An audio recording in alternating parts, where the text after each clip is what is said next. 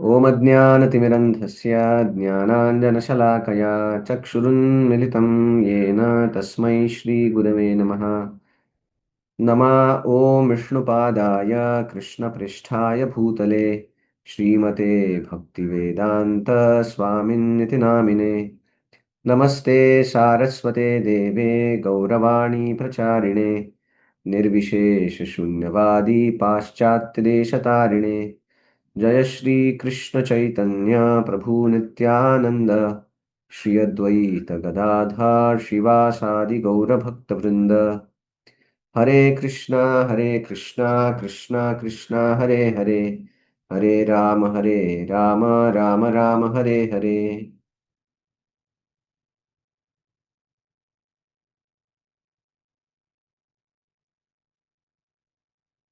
हरे कृष्णा। तो ये मेरा सौभाग्य है कि आप सबके साथ यहाँ पे हरि नाम के बारे में हम कुछ चर्चा करने का अवसर मिला है। तो एक कथा से हम चालू करते हैं। एक बार एक राजा था जो बहुत शक्तिशाली था, बहुत अ, उसका प्रभाव था। और ये जो राजा था वो सिर्फ राज नहीं करता था, लेकिन वो आध्यात्मिक भी था। तो बहुत बार वो आयोजन करता था जहाँ पे भक्त लोग आके कथा कीर्तन करें। तो अ,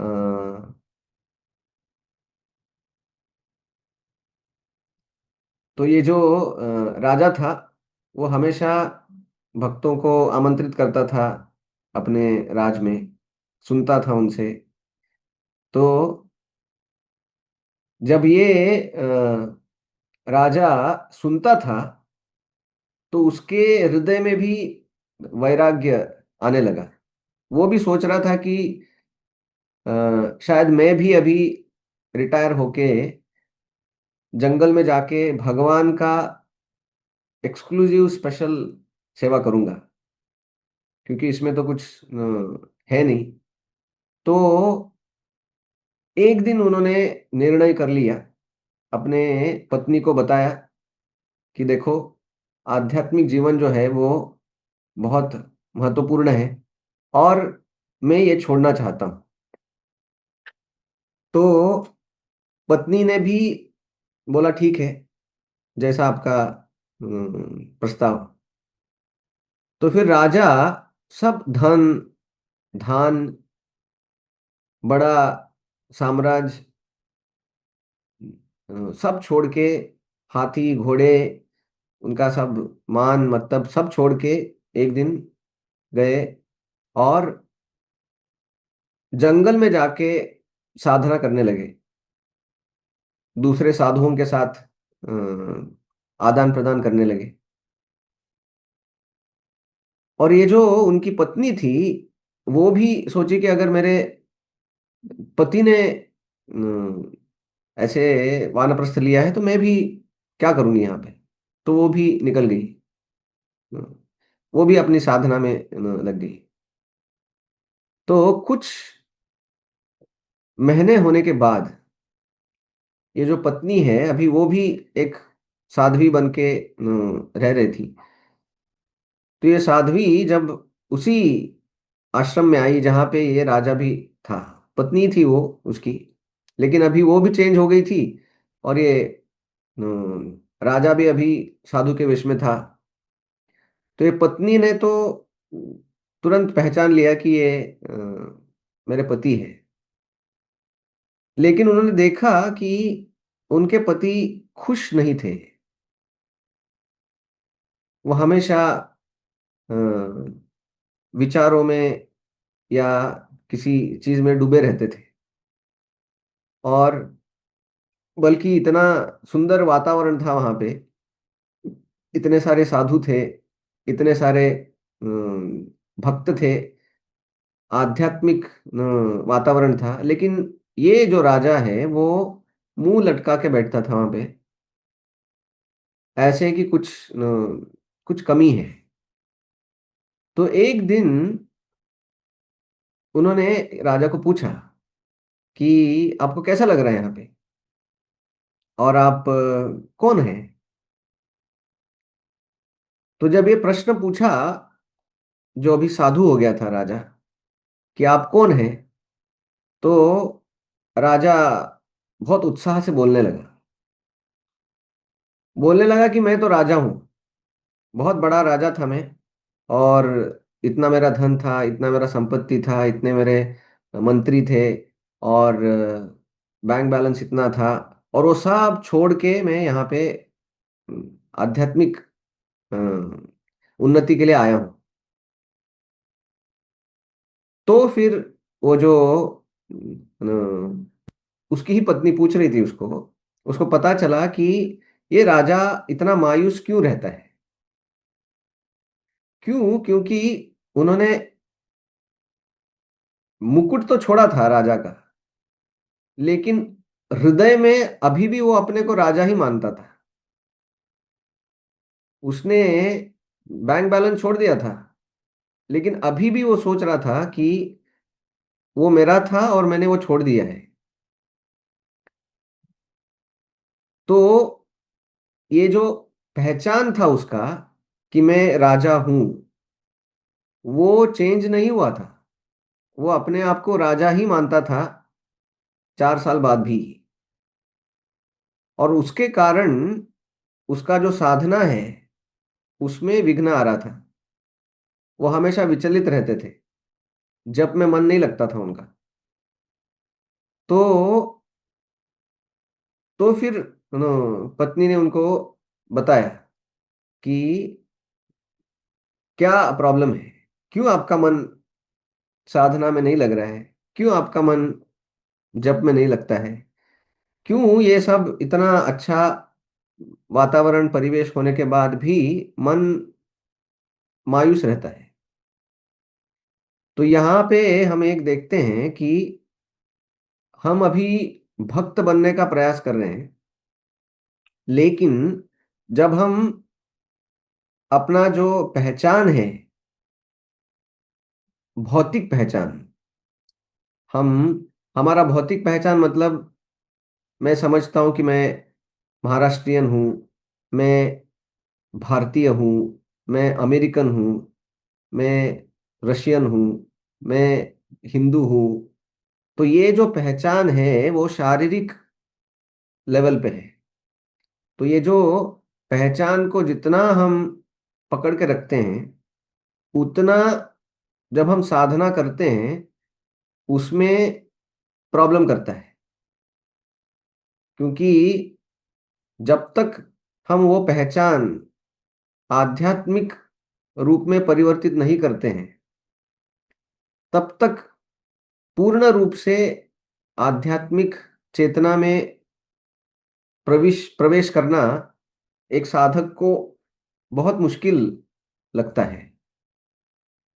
तो हम देखते हैं कि जब अर्जुन लड़ाई कर रहे थे कुरुक्षेत्र के मैदान पर, तो हम देखते हैं कि वो सोच रहे थे कि मैं लड़ाई कैसे करूं। कृष्ण उनका रथ हाँक रहे हैं, और पूरा जीवन उन्होंने अलग अलग अस्त्र शस्त्र प्राप्त करने के लिए दिया था।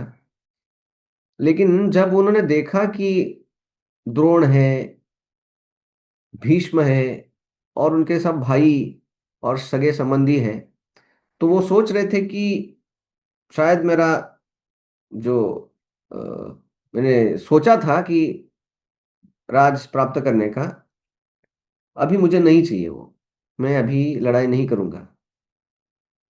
क्यों लड़ाई नहीं करूंगा? क्योंकि मैं अर्जुन हूं, ये सब मेरे सगे संबंधी हैं। और हम देखते हैं कि कृष्ण समझ गए कि प्रॉब्लम क्या है। कृष्ण समझ गए कि अर्जुन जो है वो अभी अपने भौतिक पहचान को लेके कि मैं इनसे कनेक्टेड हूँ, और अ, मेरा जो आनंद है वो इनसे ही कनेक्टेड है, मेरा जो धर्म है इनसे ही कनेक्टेड है।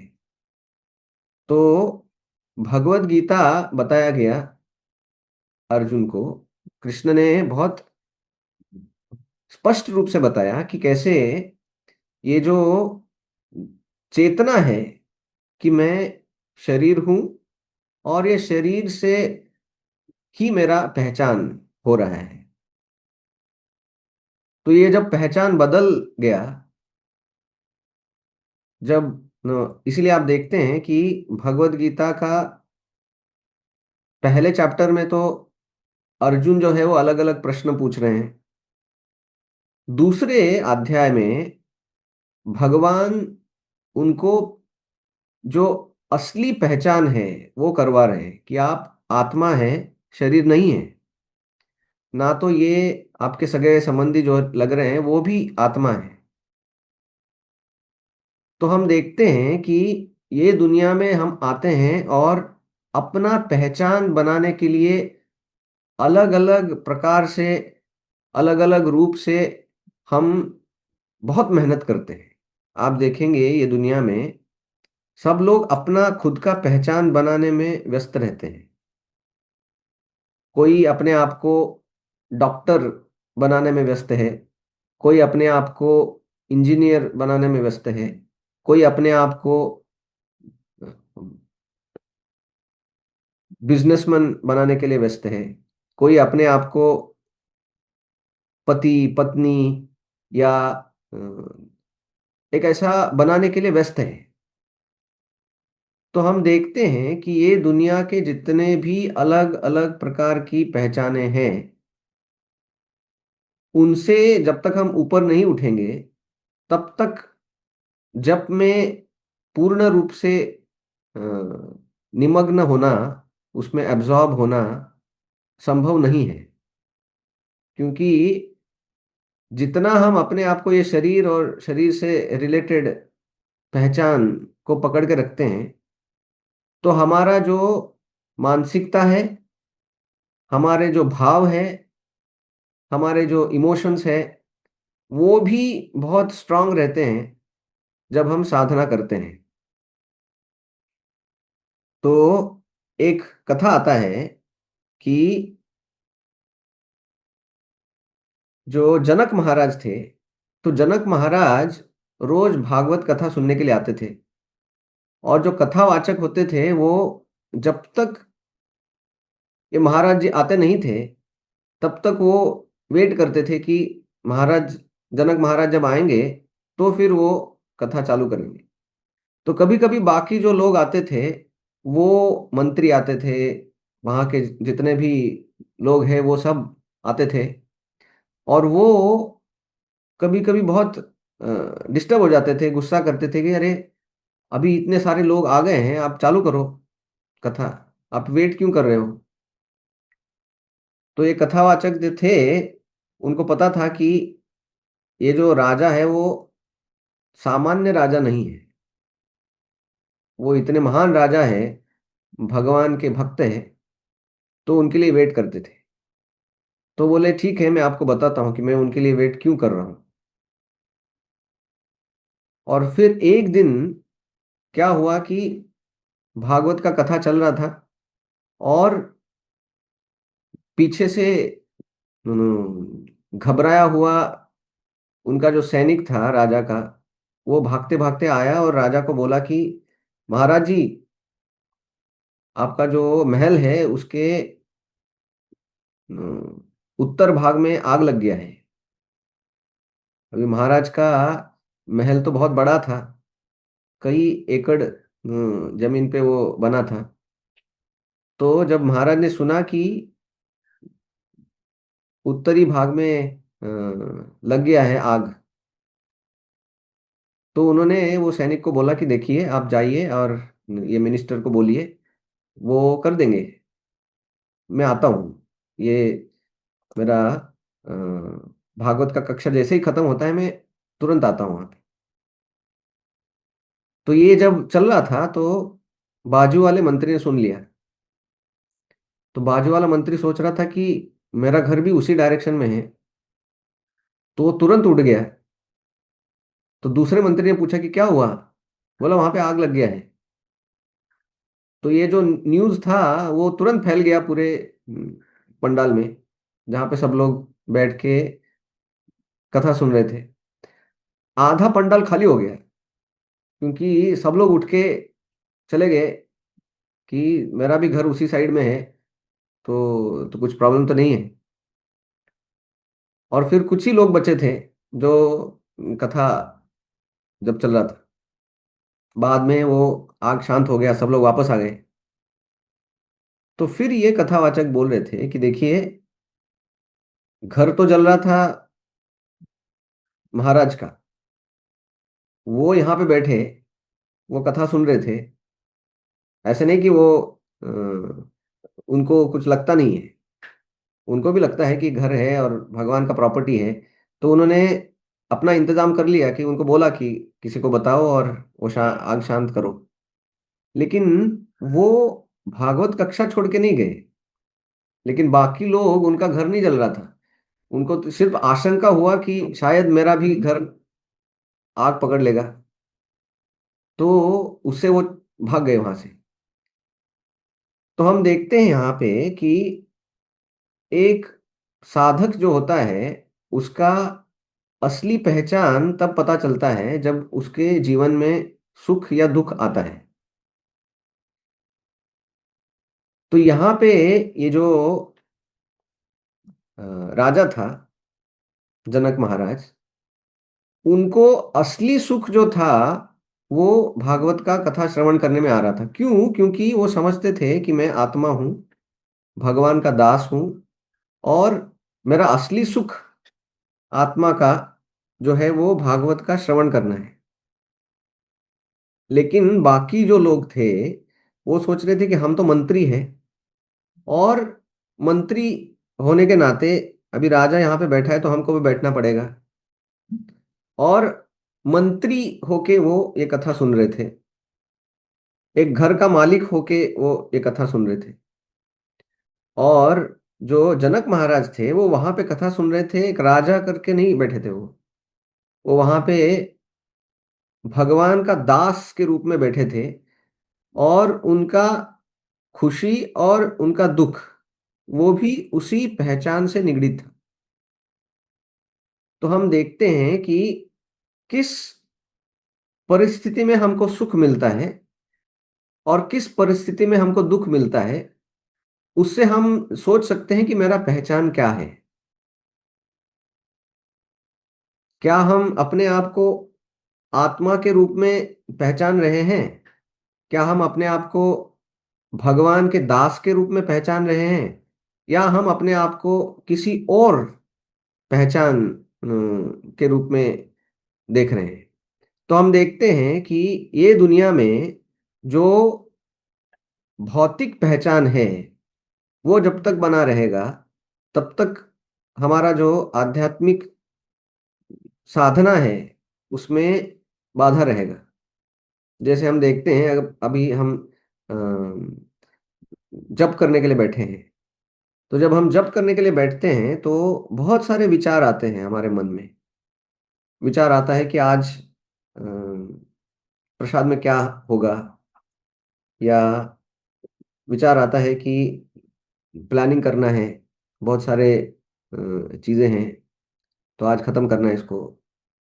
या आता है कि ये व्यक्ति ने मुझे कल बहुत गलत व्यवहार किया, तो कुछ तो करना चाहिए उसके बारे में। तो हम देखते हैं कि जो जो अलग अलग प्रकार की हमारी विचार हैं, वो विचार आते कहाँ से हैं? वो विचार आते हैं हमारे पहचान से। जैसा हमारा पहचान है वैसे हमारे विचार होंगे। तो अगर किसी कोई व्यक्ति अपने आप को बड़ा सेठ मानता है, या कोई बहुत बड़ा पीएचडी या बहुत विद्वान है, तो अगर उसको कोई कुछ बोल देता है गलत, तो उसको बहुत बुरा लगता है। अभी उसको बुरा क्यों लग रहा है? क्योंकि वो अपने आप को पीएचडी, अपने आप को बड़ा सेठ, या अपने आप को बड़ा सीनियर मानता है, तो फिर उसको दुख लगता है कि अरे, मैं तो इतना बड़ा व्यक्ति हूँ, ऐसे कैसे बोल सकता है। लेकिन अगर हम अपने आप को भगवान के दास के रूप में हमेशा समझते हैं, तो फिर कोई कुछ बोले ना बोले, उससे कुछ फर्क नहीं पड़ता है हमको, क्योंकि हमारा पहचान जो है वो अभी भौतिक स्तर पे नहीं है। तो हम देखते हैं कि ये पहचान जो है वो हमको सही करना है। इसीलिए चैतन्य महाप्रभु बोलते हैं कि ना तो मैं ब्रह्मचारी हूँ, वानप्रस्थ हूँ, गृहस्थ, सन्यासी, ब्राह्मण, वैश्य, शूद्र, क्षत्रिय, कोई नहीं हूं मैं। तो मैं हूं कौन? चैतन्य महाप्रभु बोलते हैं कि मैं जो अ, अ, गोपी भर्तुर पदकमलयोर दास दासानुदासः, कि मैं कृष्ण के दासों का दास हूं। तो ये मेरा असली पहचान है। तो हम देखते हैं कि आप देखिए अपने जीवन में भी हम, क्या होता है हमारे जीवन में, तो हम दुखी होते हैं। देखिए कि अगर हमारा समझो 500 रुपए का नोट है, वो गुम हो जाता है, तो हमको दुख होता है। और कुछ कोई बुरा बोल देता है तो हमको दुख होता है। अगर हमको कुछ अच्छा बोल देता है कि आप कितना अच्छा है, तो हमको बहुत सुख हो जाता है। लेकिन हम देखते हैं कि ये सुख या दुख दोनों हमारे पहचान से आता है, कि हम पहचान रहे हैं कि मैं बड़ा आदमी हूँ, या मैं बहुत जो भी है। लेकिन जो एक भक्त होता है, साधक जो होता है, उसका सुख और दुख भगवान से कनेक्टेड रहता है। जैसे अगर उसका जब अच्छा नहीं हुआ एक दिन, तो उसको बहुत दुख लगता है कि आज मेरा जब ठीक नहीं हुआ। या अगर उसको बहुत अच्छा कथा सुनने का सुनने को मिला, किसी बहुत शुद्ध भक्त के सानिध्य मिला, तो उसको बहुत आनंद होता है कि आज का दिन मेरा बन गया, कितना अच्छा हुआ कि आज महाराज जी का संग मिला या ऐसे। तो उसका जो सुख और दुख है वो आत्मा से कनेक्टेड होता है, जो एक अच्छा साधक होता है। तो हम अपने जीवन में देख सकते हैं कि क्या क्या चीजें हैं जो हमको सुख देता है, और क्या क्या चीजें हैं जो हमको दुख देता है। उससे हमको पता चलेगा कि मेरा पहचान क्या है। क्या मैं अपने आप को भौतिक रूप से पहचानता हूँ या आध्यात्मिक रूप से पहचानता हूँ। तो जितना हमारा सुख और दुख भगवान से कनेक्टेड रहेगा, जितना हमारा सुख और दुख भगवान की सेवा से कनेक्टेड रहेगा, जितना हमारा सुख और दुख भगवान की साधना से कनेक्टेड रहेगा, उतना हम सोच सकते हैं कि उतना हमारा आध्यात्मिक जीवन में हम आगे बढ़ रहे हैं। तो एक बार एक भक्त बोल रहे थे कि जब हम अलार्म लगाते हैं सुबह उठने के लिए, तो जब अलार्म बजता है जो हमने ही लगाया है, तो हमको बहुत दुख होता है। लगता है कि अरे अभी कैसे बज रहा है ये, अभी तो मैं सोया था। तुरंत बजता है तो हमको बहुत दुख होता है, और हम उसको चुप कर देते हैं और सोचते हैं कि और 10 मिनट सो जाते हैं। लेकिन जो एक साधक होता है, वो जैसे ही अलार्म बजता है तो उसको बहुत आनंद होता है कि अभी सुबह हो गया, अभी जप करना है, भगवान का दर्शन लेना है। तो अलार्म का जैसे ही वो सुनता है तो उसको बहुत आनंद होता है कि अभी नया दिन आया है, अभी जप करेंगे, भक्तों का सेवा करेंगे, ऐसा। तो ये भक्त बोल रहे थे कि जैसे गोपियां बहुत प्रसन्न होती थी कृष्ण का मुरली सुन के। वो मुरली कभी कभी रात में भी बजता था, ज्यादातर रात में ही बजता था, क्योंकि रासलीला वगैरह रात में ही होता था। तो जैसे मुरली का धुन सुन के गोपियां बहुत प्रसन्न होती थी और भाग जाती थी तुरंत जंगल में। तो बोल रहे थे कि हमारे जीवन में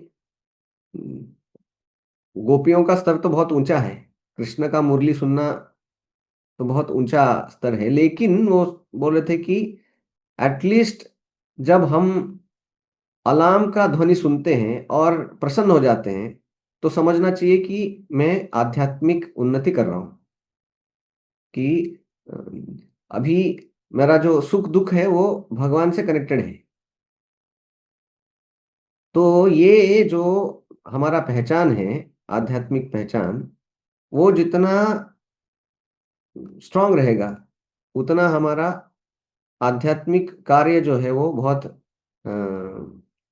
अविचल रूप से चलता रहेगा। नहीं तो बहुत सारा चंचल विचार आते हैं, और छोटे छोटे कारणों के लिए हम सुखी हो जाते हैं, दुखी हो जाते हैं, या चिंता करने लगते हैं, या ऐसे अनेक व्यवधान आते हैं हमारे भक्ति में।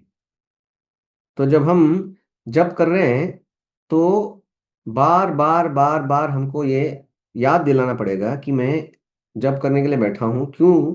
क्योंकि मैं भगवान का अंश हूँ, भगवान का दास हूँ। तो ये दास का भावना जब तक पैदा नहीं होता है, तब तक ये जो जप में फोकस, अटेंशन लाना मुश्किल हो जाता है। तो ये जो अ, पहचान है वो कैसे बनता है?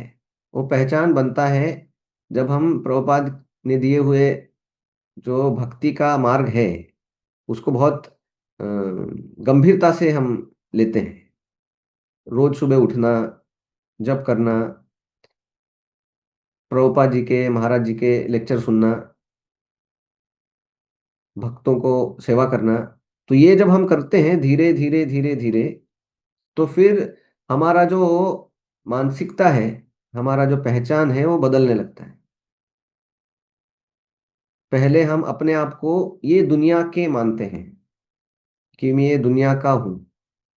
धीरे धीरे जब वो भक्ति में आता है, तो समझने लगता है कि ये दुनिया का मैं नहीं हूँ, मैं आध्यात्मिक दुनिया का हूँ, मैं वहां पे जाना है मुझे।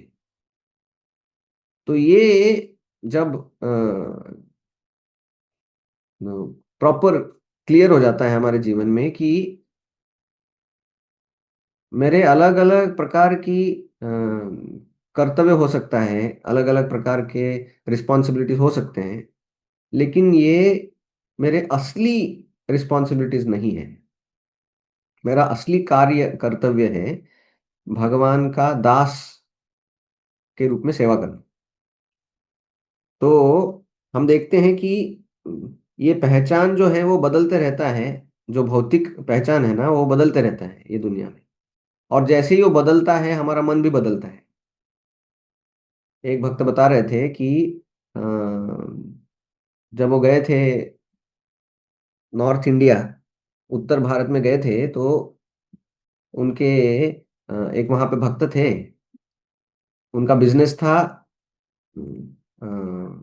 स्वेटर जो होते हैं, जो ठंडी में यूज करते हैं, तो स्वेटर का उनका कपड़े का दुकान था, उसमें रखते थे। तो जब उनसे मिले तो बोले कि कैसा चल रहा है? वो बोले ठीक नहीं चल रहा है। बोले क्यों, क्या हुआ? बोले इस साल अच्छा ठंडी नहीं पड़ा है, तो उसके कारण ये जो बिजनेस थोड़ा डाउन है। फिर एक महीने बाद वो मिले, तो बोले हाँ अभी बहुत अच्छा है। बोले क्यों? अभी इतना ठंडी पड़ा है कि बिजनेस अच्छा चल रहा है। तो अभी हम देखते हैं कि उनका सुख किसमें था? बहुत ठंडी पड़ना चाहिए। दूसरे लोग जब ज्यादा ठंडी होता था, तो दर्द के कारण मर जाते हैं कि इतना ठंडी पड़ा है।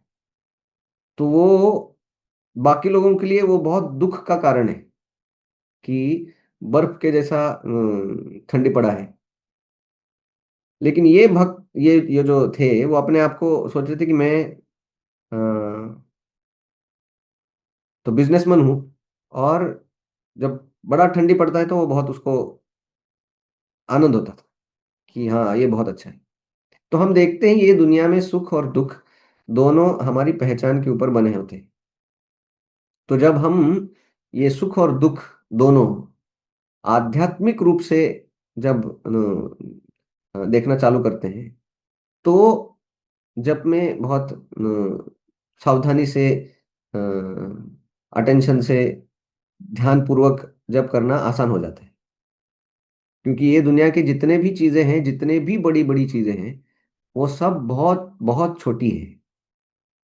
क्योंकि हम देखते हैं महाविष्णु जिनके रोम के छिद्रों से ये अनंत कोटि ब्रह्मांड आते हैं। तो जब महाविष्णु ये पृथ्वी को देखते हैं, जिसके ऊपर हम अभी बैठे हैं, उनके लिए वो पृथ्वी एक धूलि के कण के बराबर भी नहीं है।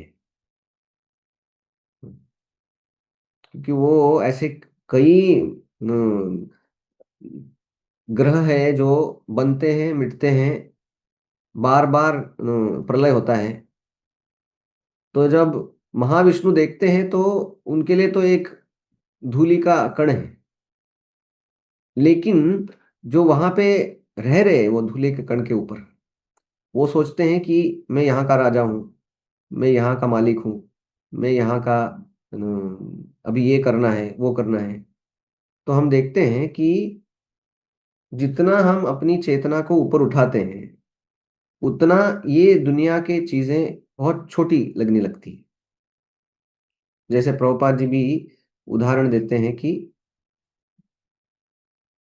जब वो पहली बार विमान में बैठे थे, तो एक लेक्चर में वो बोल रहे थे कि जब मैं विमान से ऊपर से जा रहा था तो देखा कि बड़ी-बड़ी बिल्डिंग जो नीचे थी 20 माला 30 माले की, वो ऐसे अ, माचिस के डिब्बी जैसी लग रही थी नीचे। क्यों? क्योंकि विमान बहुत ऊपर से उड़ता है। तो वैसे ही हमारे जितने भी प्रॉब्लम हैं, हमारे जितने भी कठिनाइयाँ हैं, जितने भी चिंताएँ हैं, वो छोटी हो जाती हैं, जितना हमारा चेतना ऊपर उठता है। ऊपर उठना मतलब हम भगवान के कनेक्शन में अपने आप को रखते हैं। तो जितना हम आध्यात्मिक चेतना में रहते हैं, उतने हमारे प्रॉब्लम्स, चिंताएँ बहुत छोटी हो जाती हैं और फिर हम आराम से उसको छोड़ते नहीं हैं। हमको यहाँ पे अ, इर्रेस्पॉन्सिबल या कर्तव्य को छोड़ना नहीं है। लेकिन वो कर्तव्य को जितना अ, ध्यान देना चाहिए, उतना ही देना चाहिए, उससे ज़्यादा नहीं देना चाहिए। तो हम देखते हैं कि ये दुनिया की चीज़ों को हम अ, जितना उसका ज़रूरी है उतना ध्यान रखेंगे, लेकिन हमारा असली चेतना जो है वो भगवान के ऊपर होना चाहिए। तो इसीलिए जब हम जप करते हैं और देखते हैं कि ये जो पृथ्वी है वो भी एक छोटा-सा धूलिकण है और उसमें मैं रह रहा हूँ और जो भी जीवन में प्रॉब्लम आते हैं, जीवन में संकट आते हैं, मैं सोचता हूँ कि वो बहुत बड़े हैं, बहुत विशाल हैं। लेकिन आध्यात्मिक चेतना में जितना हम रहते हैं, उतना हम समझते हैं कि ये मैं भी बहुत छोटा हूँ, क्योंकि मैं तो आत्मा हूँ जिसका साइज़ अ, जो हमारा केश रहते हैं उसके 10,000वाँ हिस्सा उतना हमारा साइज़ है। तो जो आत्मा है वो अणु है और ऐसे अणु आत्मा के चिंताएँ हैं, वो भी अणु ही है। वो ऐसे अणु आत्मा की कठिनाई है, वो भी अणु ही है। ऐसे अणु छोटे सूक्ष्म आत्मा की अ, प्रॉब्लम्स वो भी सूक्ष्म ही हैं। तो ये जब हम समझते हैं कि मैं सूक्ष्म हूँ और मेरा चिंता, प्रॉब्लम्स वो भी सूक्ष्म ही हैं। क्योंकि हम देखते हैं हमारे जीवन में, जब हम स्कूल में थे, तो स्कूल में जब एग्ज़ाम होता था तो कितना टेंशन आता था हमको। 10वीं का एग्ज़ाम था या 12वीं का एग्ज़ाम था, कितना टेंशन आता था। अभी उसका कुछ लगता नहीं है। क्यों? क्योंकि जनरली ये दुनिया में ऐसे ही होता है कि जो प्रॉब्लम हम फेस कर रहे हैं अभी, वो सबसे बड़ा लगता है। बाद में वही प्रॉब्लम का कोई चिंता नहीं करता है। तो आज हम ये विषय पे चर्चा कर रहे थे कि कैसे, अगर हमको जप में ध्यान पूर्वक अ, जप करने का प्रयास अगर करना है, तो हमारा पहचान जो है वो क्लियर रखना पड़ेगा। जितना हम अपनी सही पहचान पे लौटते हैं, सही पहचान मतलब हम ये बात हमारे मन में ठान लेते हैं, समझ लेते हैं और बार-बार उसको याद दिलाते हैं अपने आप को कि मैं आत्मा हूँ, भगवान का दास हूँ, तब तक जब तक ये भावना दृढ़ नहीं होता है हमारे अंदर, तब तक ये ये दुनिया के जो चेंज है, वो हमको विचलित करते रहेंगे। इसलिए हमने चालू किया था वो राजा जो सब छोड़ के गया था जंगल में। लेकिन जंगल में इतने सारे साधुओं के साथ, इतने सारे जो आध्यात्मिक परिवेश में भी उसका मन नहीं लग रहा था। मन क्यों नहीं लग रहा था? क्यों? क्योंकि वो अपने आप को अभी भी राजा ही मान रहा था। वो सोच रहा था कि मैं राजा हूँ और राजा छोड़ दिया हूँ। राज-काज सब छोड़ दिया हूँ, लेकिन मैं राजा ही हूँ। तो वैसे ही जब हम आध्यात्मिक कोई कार्य करते हैं, तो हमारे जितने भी उपाधियाँ हैं, वो हमको पीछे छोड़ना पड़ेगा। जैसे हम देखते हैं कि जब मंदिर में आते हैं तो चप्पल स्टैंड के ऊपर छोड़ के आते हैं, चप्पल स्टैंड के ऊपर। तो वैसे ही जब हम जप करना चालू करते हैं, तो जो भी है हमारी उपाधियाँ, कि मैं अमुक हूँ, मैं तमुक हूँ, मैं ये हूँ, वो हूँ, वो सब हॉल के बाहर छोड़ के जब हम आते हैं कि मैं भगवान का दास हूँ और अभी मैं भगवान का सेवा कर रहा हूँ, इससे बढ़िया और कोई मेरे लिए अभी कार्य नहीं है।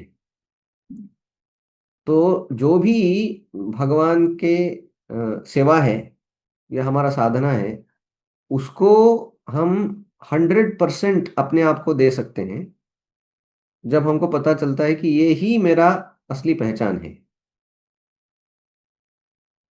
तो एक भक्त को ये समझना चाहिए कि ये दुनिया में मैं क्यों हूँ? ये दुनिया में मैं इसलिए हूँ ताकि मैं हरे कृष्ण महामंत्र का जप करके आध्यात्मिक जगत में वापस जाना चाहता हूँ। यही कारण के लिए मैं हूँ यहाँ, और कोई कारण नहीं है मेरे जीवन का। तो अ, हम देखते हैं कि जितने महान भक्तों के साथ हम आदान-प्रदान करते हैं, उनका संग लेते हैं, उतना जल्दी से हमारा ये जो चेतना है वो बदलता है। और जब हम सही चेतना में आते हैं, तो साधना करने में हमको बहुत आसानी होता है। तो हम भगवान से प्रार्थना करते हैं, महाराज जी से भी प्रार्थना करते हैं कि ये जो चेतना है हमारा, वो हम अ, जल्दी से अपने आप का वो चेतना का विकास करें। क्योंकि हम देखते हैं, जैसे हम देखते हैं कि नया कोई व्यक्ति आता है, कीर्तन चल रहा है, सब लोग डांस कर रहे हैं, लेकिन अ, वो हाथ ऊपर करने के लिए भी थोड़ा शर्माता है, थोड़ा यहाँ-वहाँ देखता है कि ठीक है क्या? लोग क्या बोलेंगे? क्यों? क्योंकि वो कीर्तन में आया है, लेकिन उसका पहचान अभी तक भक्त का बना नहीं है ना, वो थोड़ा-सा फ्री ऐसा एकदम हुआ नहीं है अभी तक। हम देखते हैं जब भक्त बन जाते हैं तो धोती कुर्ता में वो पूरे सिटी में रास्ते पे डांस करेंगे। तो अभी वो उसका वो कोई सोचता नहीं कि क्या बोलेगा, कौन मेरा दोस्त देखेगा, क्या बोलेगा। तो जो भक्तों के साथ आने से वो पहचान बदल जाता है हमारा। तो वो पहचान जब हम बदल देते हैं तो आध्यात्मिक कार्य करना बहुत आसान हो जाता है। हरे कृष्णा। तो अभी महाराज जी ने चालू किया है गुरु पूजा इस्कॉन जुहू में। तो अ, मैं भी भाग रहा हूँ वहाँ पे भाग लेने के लिए। तो आप सबका बहुत बहुत धन्यवाद। हरे कृष्णा। चलो प्रभुपाद की। थैंक यू वेरी मच प्रभु जी। आपके संग सानिध्य और इतना महत्वपूर्ण पॉइंट इतनी सरलता से आपने आज प्रेजेंट किया। बेसिकली सर्वपादि विनिर्मुक्त जो प्रभुपाद हमारे आचार्य शास्त्र कहते हैं, आपको आपने उस संस्कृत के फॉर्मूला को इतनी सरल भाषा में सबके सामने प्रस्तुत किया। तो आइए हम सभी भक्तों की ओर से हरे कृष्ण महामंत्र का उच्चारण करके सुंदर चैतन्य प्रभु का हृदय पूर्वक आभार व्यक्त करते हैं आज के सत्र के लिए। हरे कृष्ण कृष्ण कृष्ण हरे हरे, हरे राम राम राम हरे हरे। और साथ ही हम रोज आपसे प्रार्थना भी करते भविष्य में भी हमें आपका संग सानिध्य देते रहिए, ताकि हम भी गुरु और गौरांग के इस मिशन में, श्री प्रभुपाद जी के इस्कॉन में कुछ न कुछ सेवा करने, हमारी चेतना को सही तरह से विकसित कर पाए। इस प्रार्थना भाव के साथ आज के सत्र को विराम देते हुए आपके चरणों में पुनः आभार व्यक्त करते हैं। श्री हरिनाम प्रभु की जय, हरे कृष्ण महामंत्र की जय, श्रील प्रभुपाद की जय, इस्कॉन वर्तमान आचार्य गुरु वृंद की जय, श्रीमान सुंदर चैतन्य प्रभु की जय। वाञ्छा कल्पतरुभ्यश्च कृपा सिन्धुभ्य एव च पतितानां पावनेभ्यो वैष्णवेभ्यो नमो नमः। अनंत कोटि वैष्णव वृंद की जय।